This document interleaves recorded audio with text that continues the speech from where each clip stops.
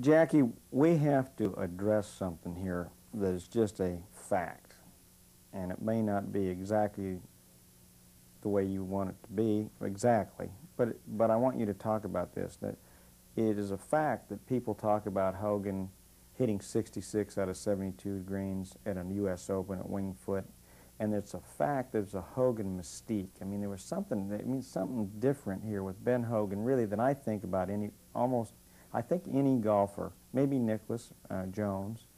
What made Hogan so intriguing, so interesting to all these golfers? What is it? I think the struggle, I think, to me, the struggle of a person is what's interesting about him. It's what molded him. It molded Rocky Marciano.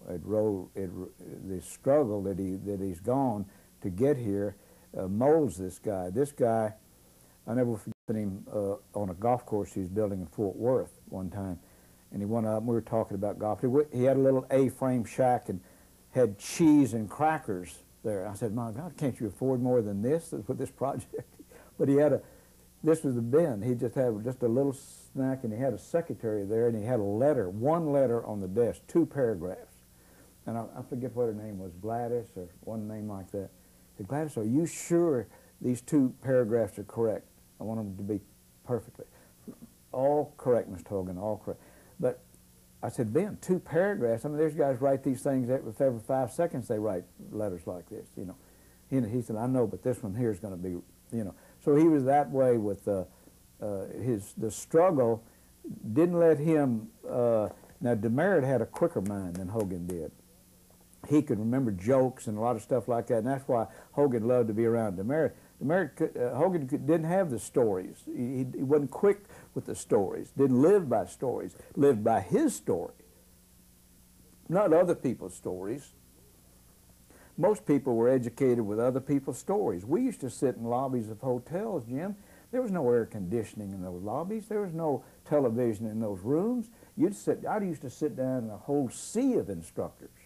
You know, Ralph Guldahl, Runyon, Johnny Revolta. I mean, all these guys were famous instructors. I'd sit down there till I fell asleep listening to the arguments of how to play, how this guy played, how I taught that guy to do this. And you just sat almost like you're at a convention every night in these lobbies. A lot of gamblers in there, a lot of bookies in there. And this is where this guy was bred. This guy was bred into all this stuff. He picked up from Kyle Laffoon. He picked up from Pickard. He picked up on these guys. He knew how to teach. Ben Hogan knew how to teach. I wouldn't say that he had the passion for teaching that a Claude Harmon had, or that a Revolta had, or that a Runyon had. Runyon still has the passion for teaching golf, and he's in his late 80s. Still wants to teach, still wants to prove that what he's worked on all of his life is somewhat near right. You know, Ben pretty much worked on his own game, and he was that kind of a teacher.